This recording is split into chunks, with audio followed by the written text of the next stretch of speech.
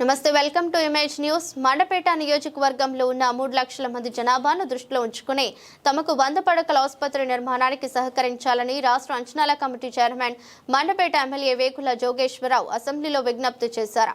అమరావతిలో జరుగుతున్న శాసనసభ సమావేశాల్లో ఆయన పాల్గొని మాట్లాడుతూ ఇప్పటి వరకు తమకు 30 పడకల ఆసుపత్రి మాత్రమే అందుబాటులో ఉందని పేర్కొన్నారు. చుట్టుపక్కల అనేక గ్రామాల నుండి ప్రజలు వైద్యం కోసం మండపేట రావడం జరుగుతుందని, అయితే ఆసుపత్రి సరిపోక ఇబ్బందులు పడుతున్నట్లు తెలిపారు.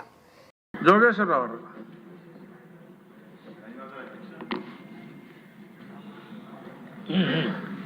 మా మండపేట నియోజకవర్గంలో 3 లక్షల జనాభా ఉన్నారు అధ్యక్ష.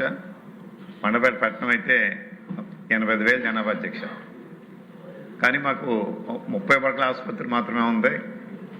మరి మా నియోజకవర్గం నుంచే కాకుండా చుట్టుపక్కల గ్రామాల నుంచి కూడా అనేక మంది పేషెంట్లు వస్తుంటారు అధ్యక్ష.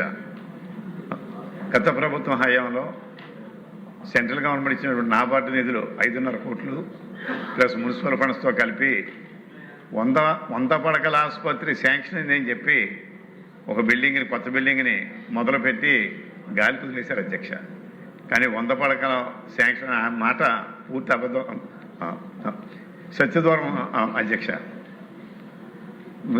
ఈ విషయాలన్నీ కూడా గౌరవ శ్రీ నారా చంద్రబాబు నాయుడు దృష్టికి తీసుకెళ్ళగా ఎన్నికల ముందు మండపేట వచ్చినప్పుడు ఆయన మాత్రం అధికారం రాగానే 100 పడకల ఆసుపత్రిని శాంక్షన్ చేస్తానని చెప్పి తెలియజేశారు అధ్యక్ష.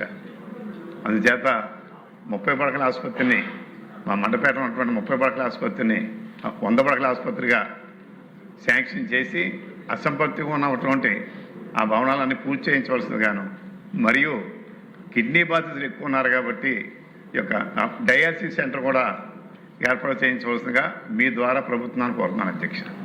ధన్యవాదాలు అధ్యక్ష.